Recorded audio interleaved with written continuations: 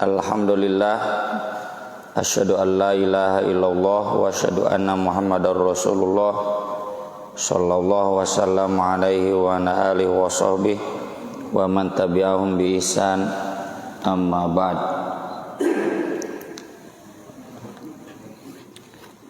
Halaman 41 di kitab Bapak-bapak, halaman 41. Babu adabi qada'il hajah, adab buang air. Ini kaitannya dengan toharoh jelas sekali ya, karena buang air itu najis dan termasuk juga hadas. Bagaimana cara toharohnya, cara bersih-bersihnya. Hadis yang pertama nomor 93, an Anas bin Malikin radhiyallahu anhu qol kana Rasulullah sallallahu alaihi wasallam idza dakhalal khala, apabila masuk toilet, wada'a khatamahu, beliau melepaskan cincinnya. Cincinnya ada tulisan Muhammadun Rasulullah. Ini riwayat 4 imam, tapi maklulnya karena sanad yang ini yang sahihnya Rasul sallallahu alaihi wasallam pernah memakai cincin lalu tidak mengenakannya lagi. Jadi bukan tiap masuk toilet dilepas. Meski demikian, dalil yang doif ini dijadikan dalil di mazhab Syafi'i bahwa masuk toilet itu tidak boleh membawa lafaz-lafaz zikir, dan ini bagian dari adab. Dalam mazhab Syafi'i, adab itu meskipun hadisnya doif itu bisa dijadikan hujjah ya. Istilahnya fadhailul a'mal. Saya pribadi, karena ini bagian dari adab, meski tidak ada hadis ini, dianggap tidak ada karena doif, sebagai adab dianjurkan oleh para ulama bahwa kita masuk toilet jangan membawa yang berlafad zikrullah ya. Seperti saya dan bapak-bapak pakai kopiah, nggak ada ya dalilnya. Ini dari dulu, dari sejak zaman para ulama hadis, setiap yang ngaji hadis, yang ngaji Quran itu harus pakai peci gitunya. Ini Ridwan nggak pakai nih. Jadi meski ini bukan kewajiban, sunat acan, tapi sebagai adab sopan santun kita amalkan. Meskipun bapak yang nggak pakai mau diusir banyak. Itu jadi fikih hadis ini tidak membawa yang ada lafad-lafad zikrullah. Kemarin kita sudah bahas tentang HP ya. HP itu selama tidak dibuka Qur'annya berarti itu sedang disimpan di mana, di servernya ya. Baru kalau sudah dibuka itu berarti sedang ada zikrullah, lafad zikrullahnya. Kalau nggak ada berarti sedang disimpan di servernya. Jadi HP ini boleh dibawa ke toilet, karena kalau disimpan di luar bahaya.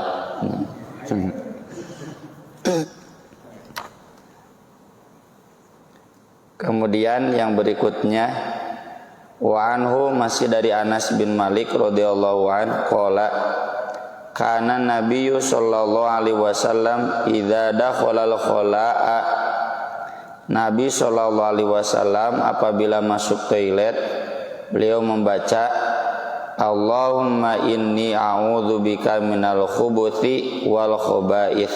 Ya Allah, sungguh aku berlindung kepadamu dari setan laki-laki dan setan perempuan. Ada juga yang memaknakan khubuth wal khaba'ith itu dari semua yang kotor-kotor. Kenapa? Kita khawatir kita masuk toilet, keluar bukannya bersih, malah tambah kotor. dan kotoran yang mungkin kita tidak ketahui. Nah, oleh karena itu cocok doanya Allahumma inni a'udzubika minal khubuts wal khaba'ith. Dan ini zikir menguatkan tekad kita bahwa kita masuk toilet itu untuk bersih-bersih dari semua yang kotor. Apa kaitannya dengan setan? Banyak hadis tentang setan. Setan itu senang yang kotor-kotor. Jadi nyambung, ya. Kita ke toilet itu tujuannya menjauhkan setan, dan caranya dengan menjauhkan diri dari yang kotor-kotor. Nanti keluar toiletnya ada di halaman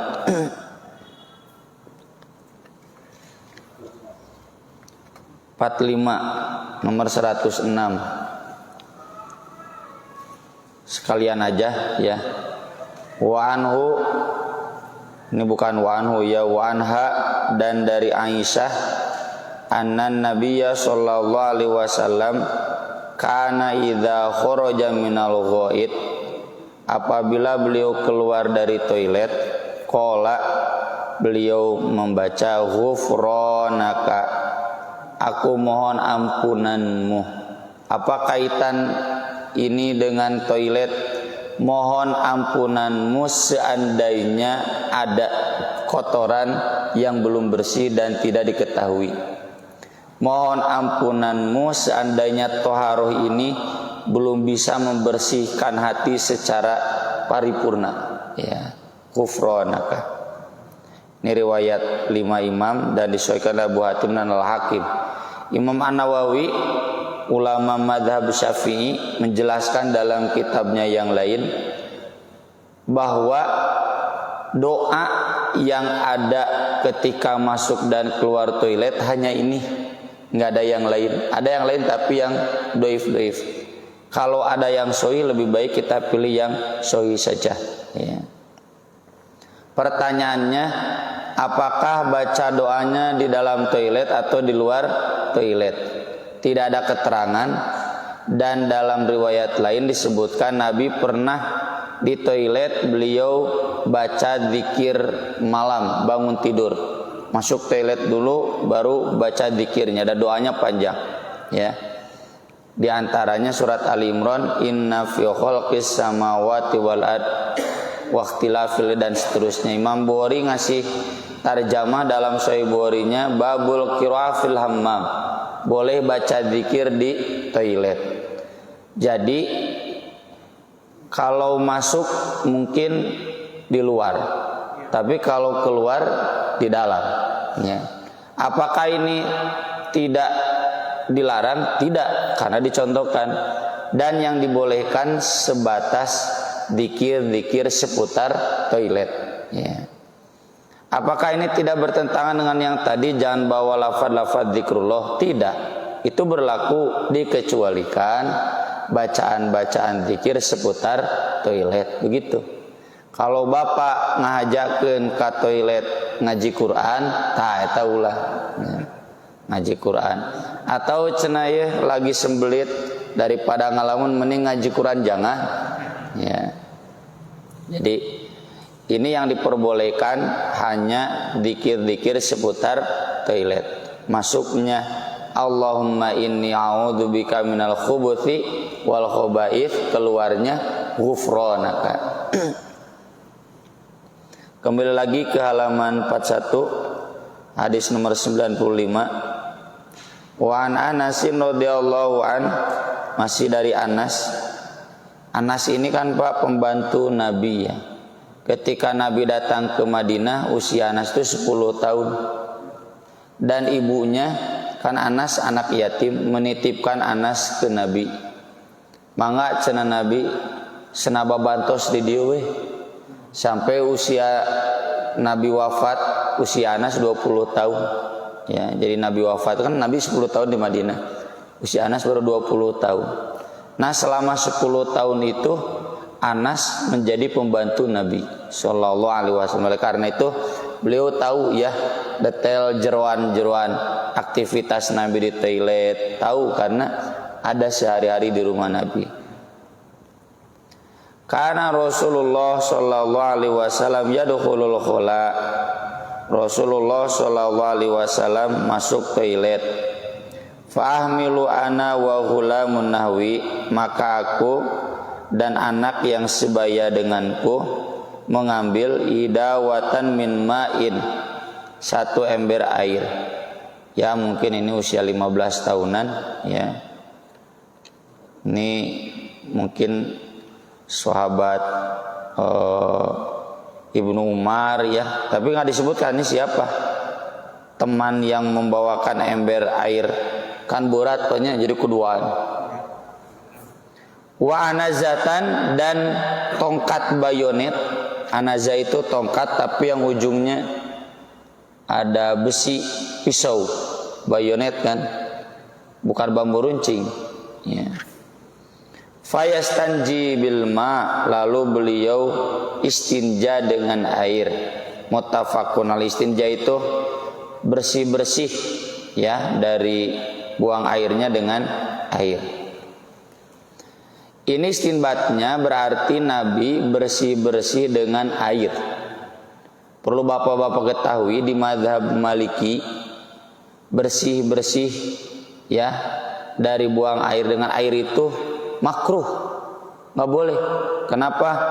Tangan, kata mazhab Maliki, nggak boleh menyentuh kotoran. Jadi kumaha tuh bersih-bersih nah pakai batu, ya pakai batu duka kumaha lah. Ya.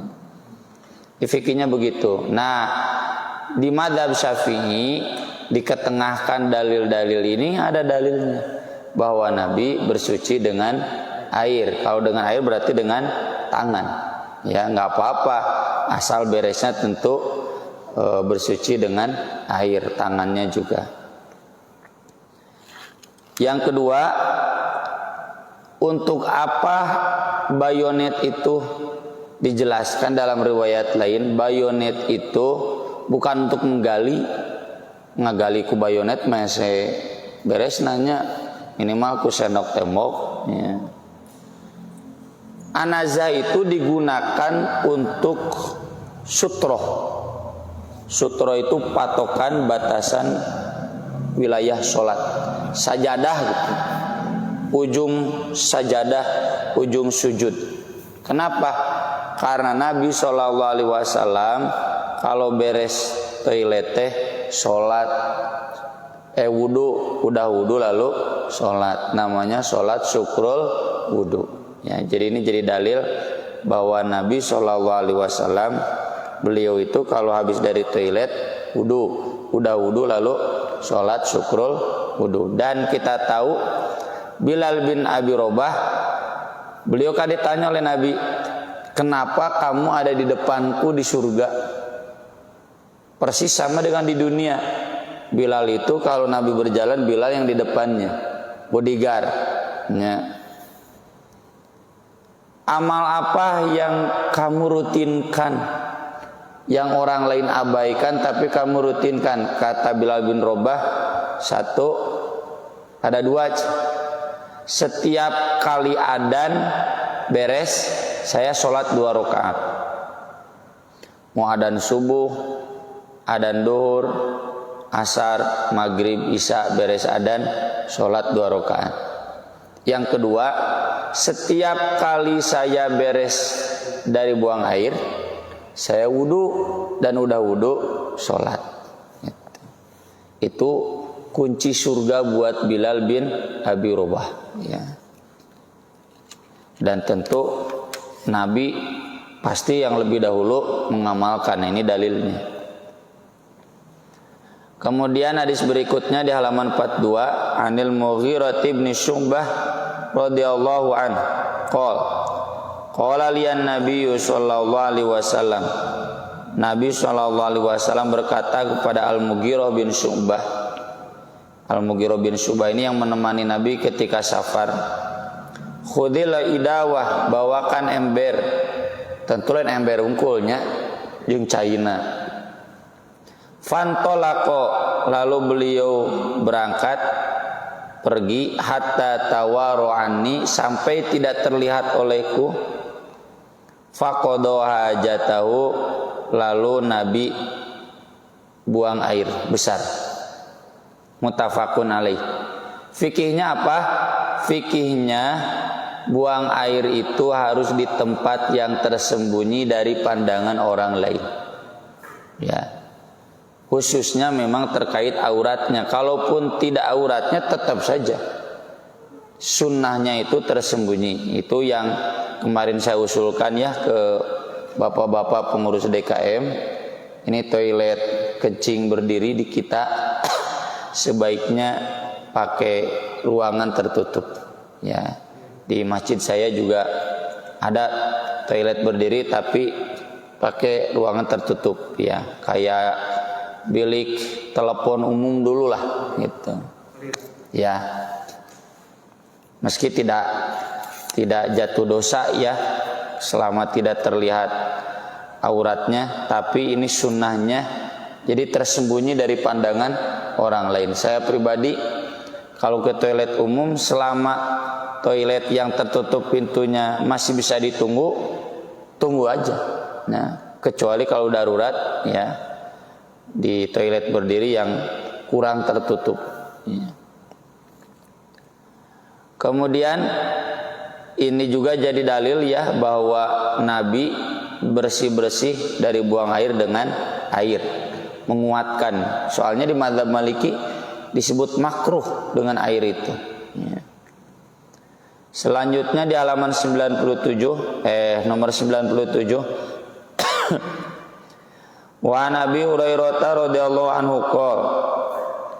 qala Rasulullah sallallahu alaihi wasallam ittaqul la'anaini, jauhilah oleh kamu dua hal yang mendatangkan laknat. Alladzi yatakhalla fi tariqin nas, orang yang buang air di jalanan manusia, di jalanan umum, au dhillihim, atau tempat berteduh mereka, di bawah pohon ya, di balik bebatuan yang bisa dijadikan tempat berteduh. Rawahu Muslim. Fikihnya tentu bukan membatasi dua ini saja. Yang dimaksud tidak boleh buang air di tempat umum yang diakses oleh masyarakat umum, di fasilitas umum, nggak boleh. Haram. Itu mendatangkan laknat, itu artinya siksa ya. Bahkan laknat itu siksa dunia dan akhirat. Ya, naudzubillah min dzalik. Wa zada Abu Dawud an Muadzin radhiyallahu an wal mawarid, dan tempat-tempat sumber air. Karena nggak semua tempat air jadi sumber air kan? Ya, kalau di kita kan memang dibuangnya ke sungai. Tapi dah sungainya bukan sumber air. Kalau sungainya sumber air, wah itu dosa. Ya. Makanya dicek dulu ini sungainya sumber air, mata air warga bukan, ya. Kemudian walafzuhu, redaksinya ittaqul mala'inat salasah, takutilah oleh kalian pendatang laknat yang tiga hal yang mendatangkan laknat. Al-baraz fil mawarid, buang air besar di tempat-tempat sumber air ya. Orang lain ngambil air di sana, ini malah buang air di sana. Wa qari'atit thariq, tengah jalan, wadzil, dan tempat-tempat berteduh ya. Kalau di lemur biasanya di luhureun balong ya. Karena jadi parab ikan ya, jadi pakan ikan. Dan itu airnya kan tidak digunakan untuk wudu, untuk minum boleh ya. Yang enggak boleh itu kalau airnya digunakan untuk wudu atau minum. Wali Ahmad an Ibni Abbas, riwayat Ahmad dari Ibnu Abbas, aunak imain, atau di tempat yang tergenang air, tapi hadisnya dhaif ya. Kemudian di hadis nomor 100, wa akhrajat Tabrani an-nahya an qadail hajah tahtal asjaril muthmirah. Imam At-Tabrani mengeluarkan hadis, meriwayatkan hadis yang melarang buang air besar di bawah pohon yang rindang atau yang berbuah. Wa dafatin nahril jari, di tepi sungai yang mengalir. Min hadits Ibnu Umar bisanadin dhaif, dari hadis Ibnu Umar tapi sanadnya doif. Meskipun doif, ini fikihnya kita sudah dapat. Pokoknya semua fasilitas umum lalu kita buang air di sana, maka berarti itu dosa haram. Termasuk fikihnya juga, kita buang air kencing atau buang air besar di toilet, tapi beresnya bau. Siapa yang tidak jengkel, yang tidak melaknat orang yang bekas buang air tapi tidak bersih? Ya, itu juga mendatangkan laknat. Jadi hati-hati. Ya, ini harus ditekankan ya, karena jorok mah hese cagerna. Memang harus dididik dari sejak kecil ya. Ini perjuangan berat guru-guru TK, guru-guru kutab ya, guru-guru SD. Budak kan rata-rata jarorok. Di saya juga yang paling capek itu sakan. Sakan itu asrama ya, murabi sakan itu paling capek. Ngawarah barudak, terapi, rapi ya, di toilet, di kamar. Itu pahalana gede. Dan kalau mereka gagal dididik di masa itu, wah napi kakolot gitu pilanaten batu naudzubillah min dzalik ya. Maka ini harus ditekankan di dalam pendidikan. Kemudian Jabir radhiyallahu anhu qala Rasulullah sallallahu alaihi wasallam, idza taghawwatar rajulani, apabila ada dua orang yang buang air, falyatawara kullu wahidin minhuma an shaibihi, hendaklah masing-masing bersembunyi dari temannya. Jadi tong bareng duduaan di sisi Cikapunung ngobrol. Atau kalau di asrama kan ngajajarnya toilet teh. Oh, kunaonnya ngalobrol di toilet sebelah teh haram. Ya, nggak boleh. Dan harus bersembunyi. Yang ini si A tidak melihat si B tidak melihat si A.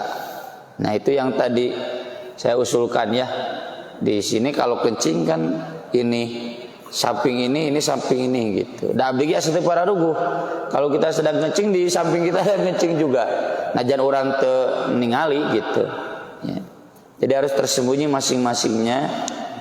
Wala yatahaddatsa, jangan ngobrol. Kalau sekarang nyawa HP, chat ya, ngobrol.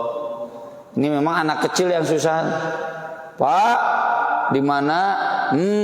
Nah kita tengah jawab. Nuju naon? Tuluy. Cek ibu nate, dede tekengeng, pantekeng ngobrol di toilet mah. Nah apa kunaon? Wah, jam pewe. Ya. Jadi jangan ngobrol.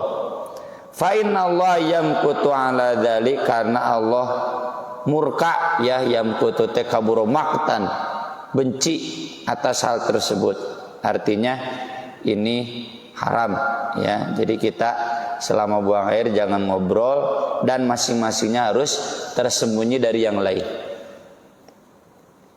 Selanjutnya nomor 102, wa Nabi Qatadah radhiyallahu anhu qala Rasulullah sallallahu alaihi wasallam, la yamassanna ahadukum dzakarahu biyaminihi wa huwa yabul. Janganlah seseorang menyentuh zakarnya dengan tangan kanannya ketika kencing. Ya. Jadi kalau kita kencing itu jangan memegang zakar dengan tangan kanan. Tangan kiri boleh. Wala yatamassah minal khala biyamini, dan jangan membersihkan dari kotoran di toilet dengan tangan kanannya. Bahasa kitanya yatamasate, jangan ombeh ya. Jangan cecewok, jangan bersih-bersih pakai tangan kanan, harus pakai tangan kiri ya. Meski dalam riwayat lain tangan kiri itu setan.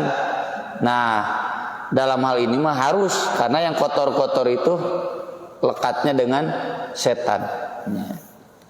Wala yatanafas fil ina, dan jangan bernafas di dalam wadah air. Gitu ya. Ketika minum nggak ngarenghap di gelas, di cangkir itu nggak boleh. Ya. Dan kita tahu ya sekarang ilmunya itu yang keluar dari pernapasan kita itu semuanya karbon ya, karbon dioksida, bahkan entah karbon monoksida, karbon dioksida itu karbon yang membahayakan ya. Kan menghirup ya, disaring yang bersihnya, yang kotornya kemudian dibuang. Jadi kalau kita bernapas di dalam wadah sambil minum, maka itu berarti memasukkan kotoran kepada wadah tersebut. Kemudian Salman radhiyallahu an menjelaskan, laqad nahana Rasulullah sallallahu alaihi wasallam an nastaqbilal qiblah bi ghaitin aw baulin. Sungguh Rasul sallallahu alaihi wasallam melarang kami menghadap kiblat ketika buang air besar atau buang air kecil.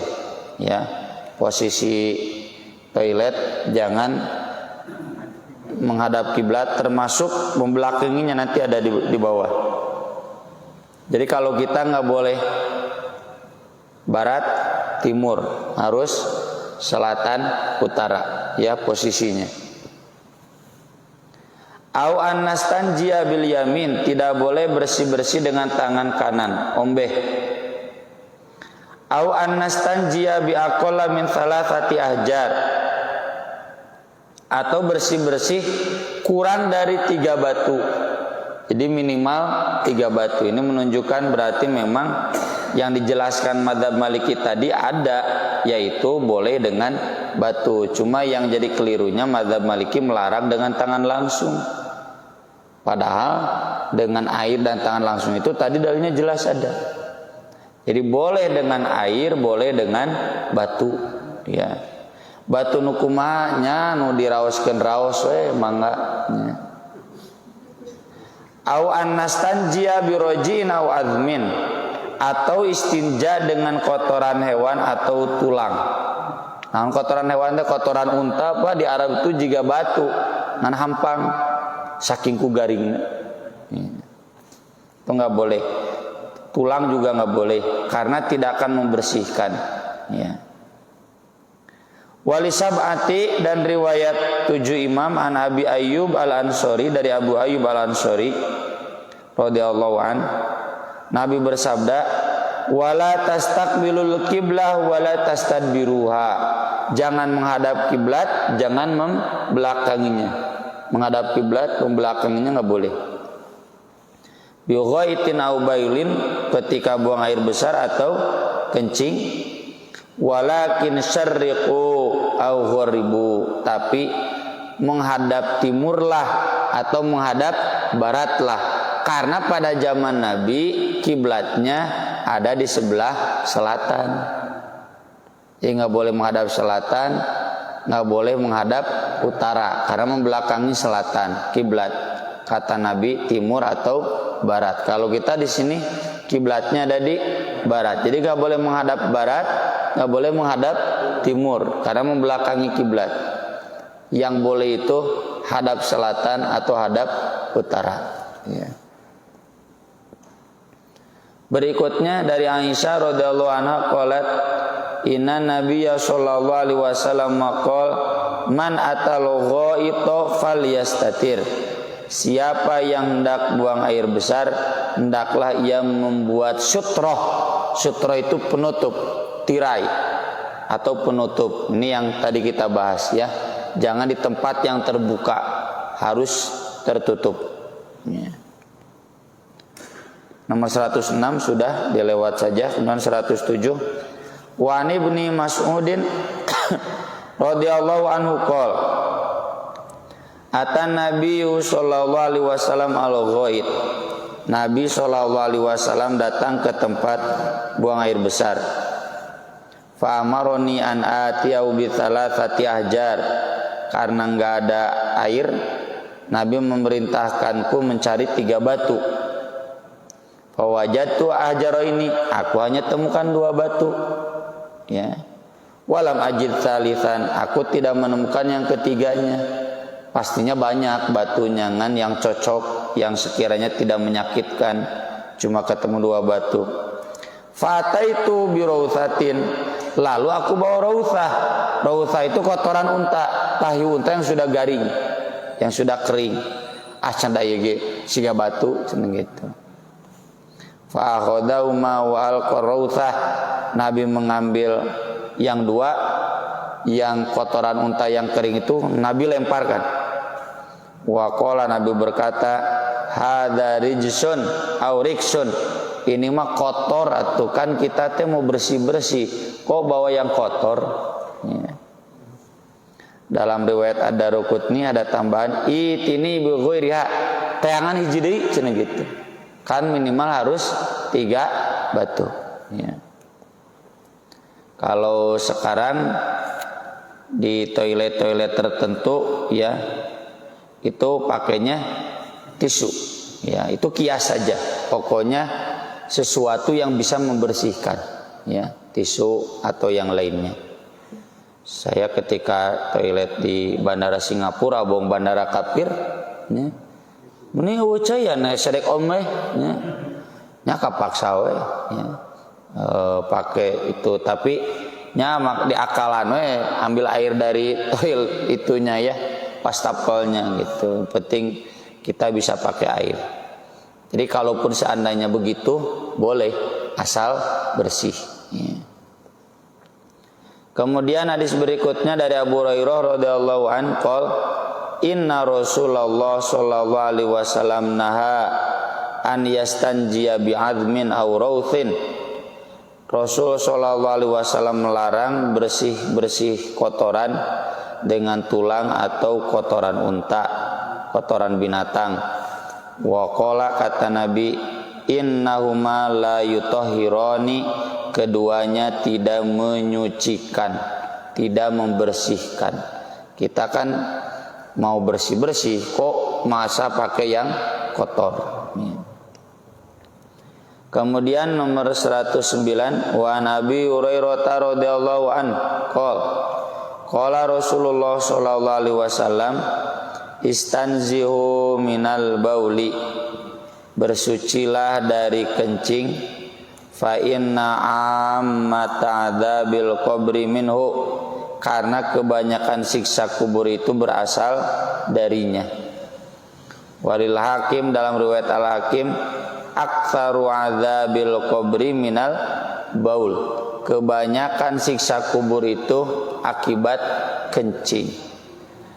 Dulu belum jadi tradisi ya, jangankan dulu, di Eropa juga sama. Bangsa Eropa juga tidak mengenal toilet, tidak mengenal bersih-bersih ya. Di Arab juga demikian. Nah, Islam datang mengajarkan toharoh dan mengancam siapa yang sudah kencing karena merasa ya sudah kan, dah ada sisa, punten beda dengan buang air besar kan, ada bekasnya. Kalau kencing kan udah kering, udah selesai. Jadi merasa bersih gitu. Itu ternyata Nabi melaknatnya dan menyebut akan menjadi siksa kubur. Ya. Termasuk yang dimaksud al-baul di sini yang tadi, sesudah kencing tidak bersih-bersih dengan bersih bekas kencingnya. Ya, itu juga termasuk mendatangkan laknat karena masih kotor. Insyaallah kita sambung sesudah Isya. Aku qouli hadza wa astaghfirullah li wa lakum. Subhanakallahumma bihamdik asyhadu an la ilaha illa anta astaghfiruka wa atubu ilaik. Wassalamualaikum.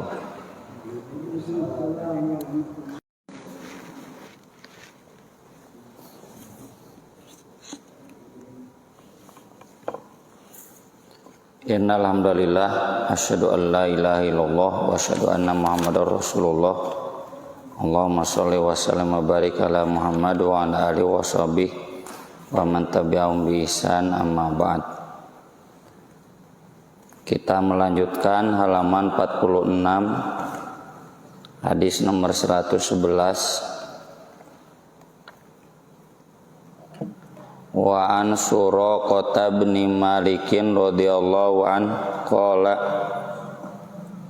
allamana Rasulullah sallallahu alaihi wasallam fil khala'i Rasulullah Shallallahu Alaihi Wasallam mengajarkan kepada kami fil kholai, ketika di toilet, anak muda alal yusro, untuk duduk menekan ke kaki kiri, wanan sibal yumna, dan menegakkan yang kanan. Riwayat Al-Baihaqi dengan sanad yang doif, ya. Saya baca di kitab-kitab fikih mazhab Syafi'i, jadi dijelaskan tujuannya agar memperlancar pencernaan. Meski saya belum paham ya, kenapa posisi duduknya seperti posisi duduk iftiros, duduk di antara dua sujud seperti tasyahud awal, ya. Walau alam, ya mungkin bukan persis sama tapi mirip seperti itu, ya. Dan ini terkait adab, cuma masalahnya saya susah mengamalkannya ini adab ini, ya. Kemudian Wan Isa bin Yazdad an Abihi radhiyallahu anhuma qala Rasulullah sallallahu alaihi wasallam, idza bala ahadukum, apabila salah seorang di antara kamu kencing, falyantur, maka urutlah dzakarahu, dzakarnya, salasa marrat, 3 kali, dipijit-pijit. Ini sanadnya doif, tapi Imam Syafi'i menjelaskan ini tujuannya agar tidak ada wadi, tidak ada air kencing tersisa. Caranya bisa seperti ini, bisa juga dengan berdehem, kata Imam Syafi'i gitu. Itu insya Allah mengeluarkan air kencing yang tersisa, ya. Dan hadis ini meskipun doif dikuatkan oleh hadis-hadis sahih tentang siksa kubur yang tadi. Kenapa siksa kubur itu salah satunya di riwayat yang lain karena dia tidak bersih dari kencing. Tidak bersih dari kencing itu diantaranya masih menyisakan kencing. Agar tidak ada yang tersisa, maka adab ini ada baiknya diamalkan, ya, meskipun tidak wajib. Penting mah bersih semua air kencing. Cuma dikhawatirkan masih ada yang tersisa, silakan ya dipijit-pijit 3 kali atau berdehem, ya.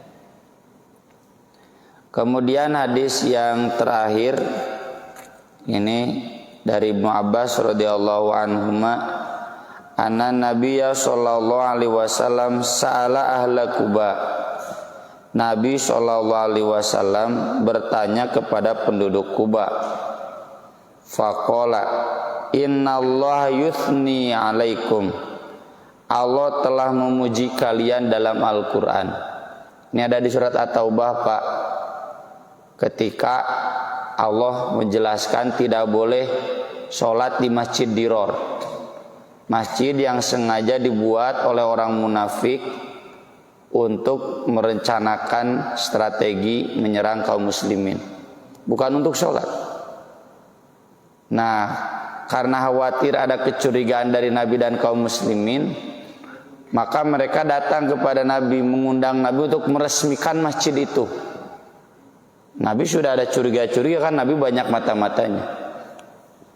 Maka kata Allah, la takum fihi abadan, jangan pernah sholat di sana selama-lamanya. Ini jadi fikih ya, tidak boleh sholat di tempat yang memang tempat itu untuk menghancurkan Islam, nggak boleh. La masjidun ussisa ala taqwa min awwali yaumin, sungguh masjid yang pertama kali dibangun pada hari pertama, ahqqu an taquma fih, lebih berhak kamu sholat di sana. Itu masjid Diror, ajarannya di Kuba.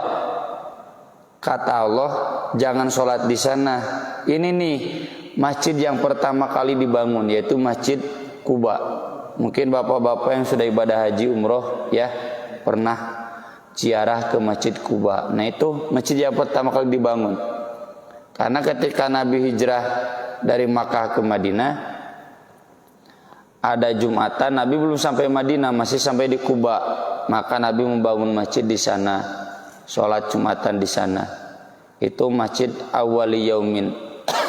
Dan ini yang dijadikan dalil oleh Umar bin Khattab, mengapa kalender hijrah dirujukannya ke hijrah, bukan ke awal kenabian.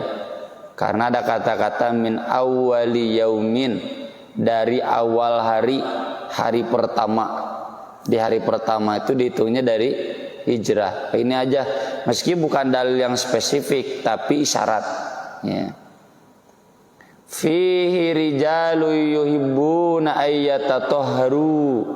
Di masjid itu ada orang-orang yang senang bersuci. Wallahu yuhibbul mutahhirin, dan Allah mencintai orang-orang yang senantiasa suci.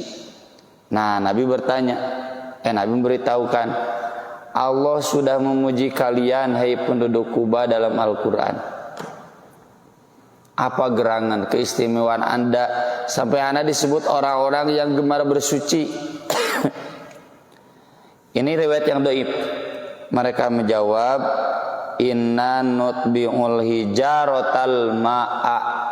Mereka bersucinya dua, dengan batu dan dengan air. Kalau yang tadi kan batu saja, lalu air saja. Ini di riwayat dhaif disebutkan batu plus air, tapi untung dhaif. Yang sahihnya di halaman berikutnya, riwayat Ibnu Huzaimah dari hadis Abu Hurairah, biduni dzikril hijarah, tidak ada menyebutkan batu. Jadi kenapa orang Quba dipuji oleh Allah? Karena mereka senang bersuci. Seperti Bilal, tekaup batal lalu bersuci. Dan sesudah bersuci kemudian mereka sholat. Yang kedua, penduduk Quba itu terkenal dengan sholat duhanya, kompak. Meski tidak berjamaah, kompak. Orang Quba itu sholat duha wae. Sampai Nabi keluar sabdanya, sholatul awwabin hina tarmadul fisol. Sholat orang-orang yang ahli tobat, ya, itu ketika anak unta kepanasan. Anak unta kepanasan itu ketika sudah terik, panas, batu-batu kerikil juga panas, pasir panas. Anak unta mah nggak kuat. Kalau unta biasa mah kuatnya, karena unta mah kendaraan ya padang pasir, ya bahtera padang pasir unta mah. Tapi kalau anak untanya nggak kuat. Kapan itu? Menjelang zuhur. Ya, sholat duha itu bagusnya kata para ulama menjelang zuhur. Jam 11 ke atas, ya, atau jam 10 ke atas, lepas Bapak mun moyan panas jam sabaraha kan? Jam 10 jam 11, ya. Nah, ini kenapa Nabi bersabda demikian? Itu karena penduduk Quba dikenal dengan senang bersuci dan juga ahli-ahli tobat. Sama dengan ayat Al-Quran, innallaha yuhibbut tawwabin wa yuhibbul mutatahhirin. Satu paket. Tawabin itu menyucikan batin, mutatahhirin menyucikan lahir, fisik, ya. Itu keistimewaan penduduk Quba yang diabadikan dalam Al-Quran dan juga disebutkan di dalam hadis. Artinya kalau kita ingin meneladani, ingin dapat cinta yang sama seperti cinta Allah kepada penduduk Quba, maka silakan mari kita rutinkan meski tidak wajib bersuci, ya, sesudah batal. Yang kedua, merutinkan sholat duha. Gitu. Sekian yang bisa kita bahas terkait tema buang air ini. Nanti kita sambung dengan tema mandi junub dan junubnya itu sendiri. Untuk lebih jelasnya, hal-hal yang belum jelas, silakan bagi bapak-bapak yang bertanya saya persilakan. Mengapa Ji?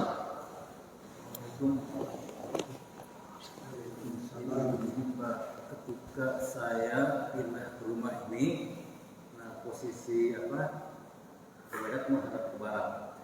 Saya tahu itu kalau BAP nggak boleh menghadap ke barat, maka saya agak miring ke kiri. Ini gimana? Enggak gitu. Di Sahih Bukhari itu ada pengecualiannya. Kalau toiletnya di dalam ruangan atau labinah, soalnya Nabi SAW oleh Anas, ketika Anas naik ke atas, dulu kan toilet nggak ada atapnya, kok Nabi menghadap ke kiblat? Ya. Dari sana ada fikih. Ya. Pertama, kalau toiletnya di dalam ruangan ada rukhsah boleh menghadap kiblat, ya. Tapi tetap tidak menggugurkan larangan dan perintah yang tadi. Intinya larangannya ada. Jadi kalau disengaja berarti makruh, ya. Disengaja meski di dalam ruangan, karena Nabi SAW bersabda, lalu pengamalannya itu tidak senilai dengan sabdanya kan. Ini menegaskan kalau itu kebetulan pengamalan. Artinya bahwa sewaktu-waktu dibolehkan, ya. Jadi sebaiknya toilet Bapak diubah, kalau nggak bisa ya nggak apa-apa, begitu juga. Agak miring sih. Nggak apa-apa kalau kuat mah. Karena memang di sini juga kan kalau kita pergian ke misalnya ke Burma kemana-mana itu kebanyakan toilet menghadap ke barat. Iya. Ya, makasih. Ya. Ada lagi yang lain? Enggak. Ustaz, perkawis sutroh Ustaz anu nyebatkeun nu namina sutroh teh keadaan berdiri gitu Ustaz, itu biasa nganggo nu sutroh gitu. Eta nu kahiji Ustaz, nu kadua yang dijelaskeun perkawis mutlak Ustaz, gimana sama pengamalannya? Pertama tentang sutroh, di hadisnya ada boleh pakai garis, ya. Nanti kita bahas khusus, ini juga garis boleh, tidak harus sesuatu yang berdiri tegak. Kabayangnya mau di masjid kudu anu kararitu heurin, ya. Kemudian yang kedua, sutroh itu tidak menjadi syarat sholat, syarat sah tidak, cuma syarat kesempurnaan. Kalaupun tidak pakai, asal aman dari dilewat oleh orang lain, itu tidak akan mengurangi sholat. Kalaupun terlewati, yang dosanya yang melewat, kita yang terlewatinya tidak dosa, cuma berkurang sedikit. Karena memang karasa oleh kita, kalau kita sedang sholat ada yang lewat, pas keganggu ya, konsentrasi, emosi, tesopan. Tong boro ke sholat atau bapak kercalik ya nu ngalangkung, tepunten-punten acan, dina punten ada tesopan, mengganggu. Ya. Yang kedua yang disebut saum mutlak itu saum tidak terikat. Mutlak itu kan tidak terikat. Saum mutlak itu saum setiap hari tanpa ada ikatan Senin, Kamis, Daud. Nabi mengamalkannya, para sahabat mengamalkannya, bahkan para sahabat mengamalkan saum dahr. Dahr itu sepanjang tahun kecuali Idul Fitri, Idul Adha dan hari tasyrik. Ya. Itu hadis-hadisnya banyak, sering saya tulis. Kalau saum mutlak Nabi mengamalkan. Jadi Nabi itu kata istrinya juga kata para sahabat, di setiap bulan itu saum tiap hari, tapi nanti ada bukanya. Nah, khusus Senin Kamis mau di masa saum di masa buka, Nabi saum gitu. Ya, jadi silakan tuh saum tiap hari, nanti buka semaunya boleh, ya. Atau sekalian kalau ada tengah bulan saum, ada Senin Kamis saum, boleh, silakan. Dan pahalanya, pahala dijauhkan dari neraka dihitung dari hari saum tersebut. Jadi orang yang saum fisabilillah niatnya karena Allah, atau fisabilillah itu dalam rangka dia sedang ada tugas fisabilillah, mau haji, mau jihad, mau safar, ilmu, maka dijauhkan oleh Allah antara dia dan neraka selama dia saum itu. Begitu. Ya. Yang lain? Pak Haji lah. Nomor 62 bab wudu. 62. Mangga. Tiada seorang di antara kamu sekalian yang berwudu dengan sempurna, kemudian berkata asyhadu alla ilaha illallah wa asyhadu anna muhammadan abduhu wa rasuluh. Ini maksudnya bahwa setiap wudu itu kalau sempurna itu harus berdoa atau tidak? Bagaimana kalau tidak? Ya bagaimana cara membacakannya? Menggunakan tangan atau tidak? Begitu. Ya, jadi hadis ini mengajarkan bahwa wudhu itu dilakukan dengan sempurna, dan sesudah sempurna kemudian berdoa. Kalau tidak sempurna bagaimana? Kalau darurat sebagaimana sudah dibahas, itu cukup rukun yang ada di Quran saja. Langsung wajah, langsung tangan, langsung kepala, langsung kaki. Nggak ada kumur-kumur, nggak ada cuci tangan dulu, nggak ada nyingsring, ya. Itu boleh asal semuanya terkena air. Cuma kalau setiap wudu seperti itu berarti tidak menyukai sunnah Nabi. Tidak menyukai sunnah Nabi berarti bukan umat Nabi, termasuk dosa besar. Kalau lupa ya jangan lupa, ya. Dan kalau lupa sholat juga, kalau lupa tidak dosa, ya.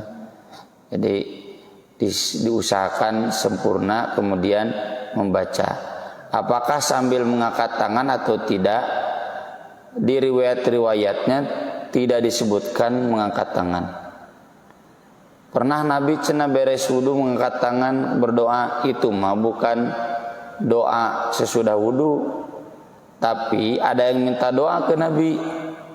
Lalu Nabi berwudu, udah berwudu kemudian berdoa. Jadi bukan doa sudah wudu.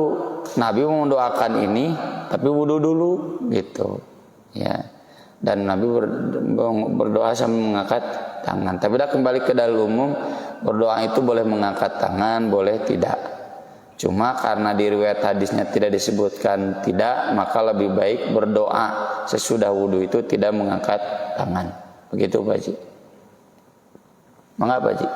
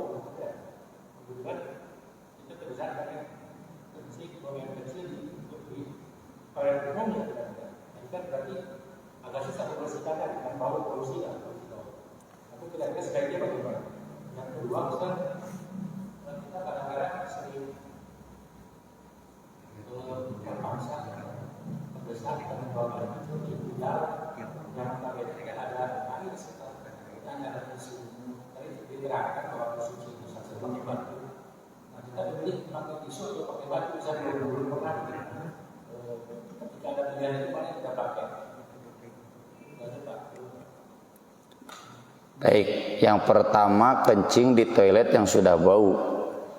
Kalau kita nggak ada pilihan ya pasti di sana, kan nggak salah karena itu toilet tempat buang air. Yang salah itu yang menyebabkan baunya. Itu yang salahnya ketua DKM. Karena ketua DKM penanggung jawab semuanya, ya. Ketua DKM nanti di akhirat melimpahkan kepada bagian kebersihan, ya. Bagian kebersihan nanti melimpahkan lain abdi nu ngabawana cenah gitu. Maksud saya ya ini harus saling perhatian. Jadi ya harus diperhatikan lah bagaimana ada sistem manajemennya, dan di sini saya kira sudah baik, ya. sampai ada 3 orang kan yang khusus bersih-bersih. Nah harus seperti itu.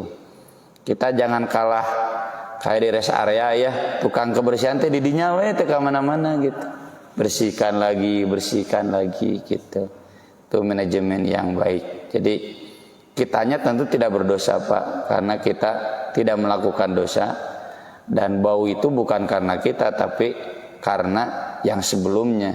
Kalaupun kita susah menghilangkan baunya, ya memang itu mah harus ekstra keras ya, membersihkan baunya pakai alat-alat khusus ya. Yang kedua, lupa lagi Pak. Oh iya, jadi kalau kita sedang terdesak di sapar, misalkan nggak ada air, mau buang air kecil, itu boleh pakai tisu, ya, boleh pakai tisu. Itu tisu itu dikiaskan, dianalogikan dengan batu, pokoknya yang bisa membersihkan. Tadi kan Nabi melarang pakai tulang, pakai kotoran binatang karena tidak membersihkan. Artinya dengan apapun yang bisa membersihkan, bahkan mungkin daun, ya itu boleh ya, asal bisa membersihkan. Tentu pilihan yang utamanya adalah dengan pakai air. Kalau tidak ada air boleh pakai itu. Kayak cenah menanggi hancai bersih deh, bagus gitu. Yang jelas kita bertanggung jawab agar bekas air kencing kita, bekas buang air kita itu bersih ya. Itu Pak Haji. Cukup? Oh, enggak, Pak Haji.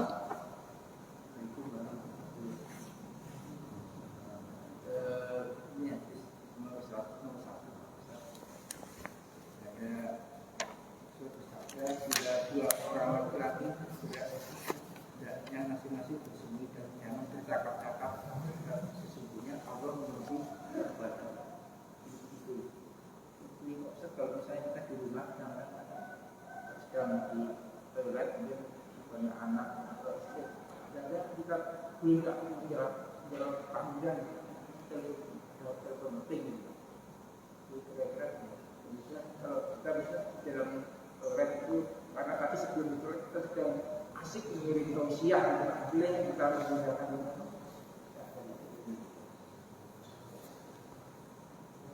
Yang pertama tadi saya juga udah contohkan ya, saya juga punya anak yang baru bisa ngomong gitu gitu, dan kita nggak jawab ya, nanti beres kita jelaskan, nggak boleh gitu. Ada waktu untuk menjelaskan. Istilah terdesak sebentar lah, insya Allah tidak akan terdesak. Kalau lupa ya jangan sampai lupa ya, ingat ini murka Allah. Kalau lupa memang tidak jadi dosa, tapi kalau selalu lupa, nah ini yang jadi bahaya gitu. Jadi ini kan sudah jelas syariat, tidak boleh, ya nggak usah diamalkan. Mungkin nggak boleh diamalkan begitu. Satu lagi apa tadi kurang jelas?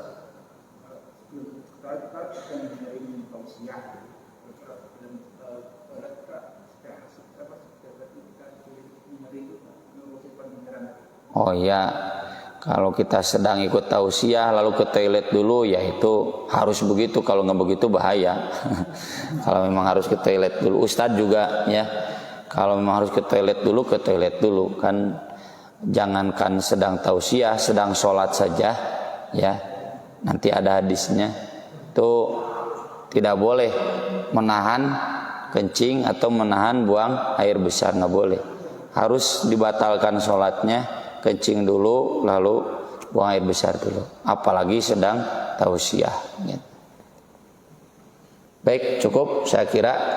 Terima kasih atas perhatiannya, mudah-mudahan bermanfaat. Aqulu qouli hadza wa astaghfirullah li wa lakum. Subhanakallahumma bihamdik asyhadu an la ilaha illa anta astaghfiruka wa atubu ilaik. Wassalatu wassalamu ala Rasulillah. Wassalamualaikum warahmatullahi wabarakatuh.